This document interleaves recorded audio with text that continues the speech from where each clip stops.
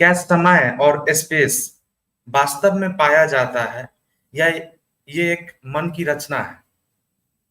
जब हम बात कर रहे हैं टाइम और स्पेस की, तो उसमें भौतिक टाइम और स्पेस की बात नहीं कर रहे हैं, भीतर जो समय और स्पेस है उसकी बात कर रहे हैं। अब आप देखिए कि भीतर का समय कैसे निर्मित होता है। एक बच्चा है जो जिसके अंदर अभी विचार नहीं पैदा हुए हैं, वो विचार की पूरी श्रृंखला नहीं पैदा हुई है, वह किसी अनुभव से गुजरता है जो उसकी बुद्धि में संचित होता है। वह एक एक दृश्य देखता है जो उसकी तरफ बड़े ही प्रेम से देख रहा है। उस दृश्य को अपने भीतर वो कलेक्ट कर लेता है। उसी दृश्य से वो पाता है कि जब उसको कुछ असहजता होती है, यानी भूख नाम की असहजता, जिसको वो अपनी सिर्फ असहजता पाता है, और पाता है कि उस असहजता में जैसे ही वह थोड़ा रोना चीखना शुरू करता है, वह चेहरा आता है और उसको कुछ उपाय करता है कि उसको वो असहजता समाप्त हो जाती है, यानी दूध मिल जाता है और उसकी असहजता समाप्त हो जाती है। तो उस चेहरे की स्मृति उसके अंदर बन रही है, उसके संस्कार बन रहे हैं, उससे मिलने वाली तृप्ति के संस्कार उसके अंदर निर्मित हो रहे हैं। इससे वह जो आगे उम्मीद करता है कि जब भी उसे भूख लगेगी वह इस तरीके से रोएगा, तो वह चेहरा आकर के उसे उसकी असहजता से मुक्त कर देगा। पीछे की याद, जो पीछे उसने दूध पिया था, असहजता समाप्त हुई थी, और आगे की उम्मीद, ये पूरा टाइम क्रिएट हो रहा है उसके अंदर। एक साइकोलॉजिकल टाइम क्रिएट हो रहा है जो पास्ट, फ्यूचर और in between their is a so called present. और स्पेस जब वह रिकॉल करता है उस चेहरे को, जो चेहरा फेमिलियर है उसका बहुत सारे चेहरों में, तो जिस जिस स्पेस में वो रिकॉल कर रहा है उन उन सारे चेहरों में, उस चेहरे को जिससे वो फेमिलियर है, वह स्पेस उसका क्रिएट किया हुआ है, वह अपना उसका अभिकल्पित स्पेस है। बहुत सारी स्त्रियां खड़ी हैं, लेकिन वह अपनी मां की ही गोद में जाएगा, क्योंकि वो चेहरा उसका फेमिलियर है। देखने में वह चेहरा फेमिलियर है, उसकी गर्माहट, उसके द्वारा जो उसे सींचा गया है, दूध पिलाया गया है, उसके जो भाव उमड़ करके आए हैं, वो सब मिला जुला करके उसके साथ में एक संबंध निर्मित कर रहे हैं। वह संबंध जिस धरातल पर कॉग्निशन और रिकॉग्निशन घटित हो रहा है वह स्पेस है। तब फिर बात आती है कि यह तो जरूरी है, अन्यथा बच्चा सरवाइव कैसे करेगा। उसको अपनी मां को पहचानना होगा, उसको समय पर रोना होगा, ताकि वो उसकी भूख शांत कर सके। यह प्रकृति के द्वारा बनाई गई व्यवस्था है जिससे कोई भी जीव अपने सर्वाइवल को बना सके, अपने सर्वाइवल को सस्टेन कर सके। अब यही चीज निजी व्यक्तित्व के रूप में आगे बढ़ करके बदल जाती है। एक तो वह जरूरत है कि शरीर में असहजता हुई, तत्क्षण वह चीज एक्टिव हुई कि कैसे इस असहजता को दूर किया जाए, तो रोता है, तो वो चेहरा आता है जो फेमिलियर है, उसको फिर वो बड़े प्रेम से देखता है और उसके साथ दूध पी करके उसकी असहजता समाप्त हो जाए। ये तो जरूरी है, लेकिन निजी व्यक्तित्व कहां से पैदा होता है?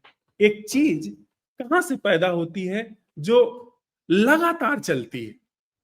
जब भूख लगी तो बच्चे ने रोना शुरू किया, वह बात समझ में आती है। लेकिन जब भूख नहीं लगी है, जब उसके कपड़े गीले नहीं हैं, जिसमें असहजता है, तब कौन सी चीज है जो कंटिन्यूड है? किस जमीन पर तथाकथित रूप से वहां पर जीवन घट रहा है? पहले तो कोई जमीन नहीं होती है, जीवन घट रहा है और वह जीवन पूरे अस्तित्व से जुड़ा हुआ है।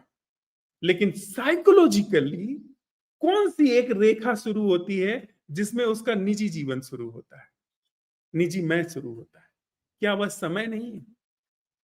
जब वह यह अलग तरीके से सोचना शुरू करता है कि मैं कल था, मैं अभी हूं, मैं आगे हो जाऊंगा। यह समय निजी व्यक्तित्व को जन्म देता है।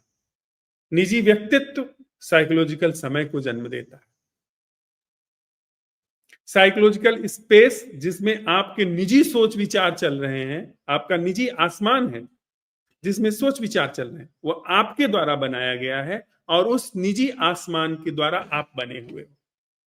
तो निजी व्यक्तित्व का निर्धारण इस पूरे अखंड अस्तित्व में एक टूटे हुए खंडित व्यक्तित्व का निर्धारण, उसका गढ़ा जाना और उसका बरकरार रखना उसी टाइम और स्पेस के द्वारा घटित होता है,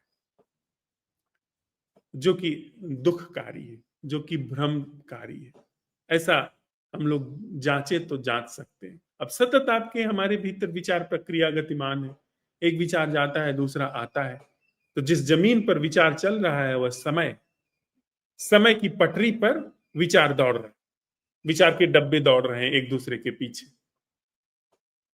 और उससे हमको लगता है कि जीवन अलग थलग रूप से गतिमान है, कि मेरा जीवन अलग है, इसका जीवन अलग है। देखिए वो नोशन हमारे, वो धारणा, वो विचार हमारे भीतर काम करता है। तो जब आप ये सवाल अपने भीतर उठाते हैं इस पूरे प्रकरण को समझ करके कि क्या कोई जीना ऐसा है जो समय और स्थान की भूमिका से मुक्त है, टाइम और स्पेस देश काल से मुक्त है, तो फिर इस पूरी संरचना जो कि बनावटी ढंग से विकसित हुई है वह शिथिल पड़ सकती है, वह समाप्त हो सकती है। जब जरूरत होगी विचार सक्रिय होगा, जब जरूरत होगी समय सक्रिय होगा, अन्यथा समय की आवश्यकता नहीं है। आपकी कलाई में जो घड़ी बंधी हुई है या मोबाइल में जो घड़ी है वो कॉन्स्टेंटली आपको नहीं बता रही है कि इतना बज गया, इतने बज के इतने मिनट हुए, इतने सेकंड हुए, फिर इतना सेकंड हुआ, फिर उतना सेकंड हुआ। ऐसा वो नहीं कर रही है, वो फिजिकल घड़ी। लेकिन साइकोलॉजिकल घड़ी जो आपके हमारे अंदर काम कर रही है वो सतत आपको हमको निर्मित कर रही है कि मैं ये था, अभी ये हूं, अब आगे ये हो जाऊंगा।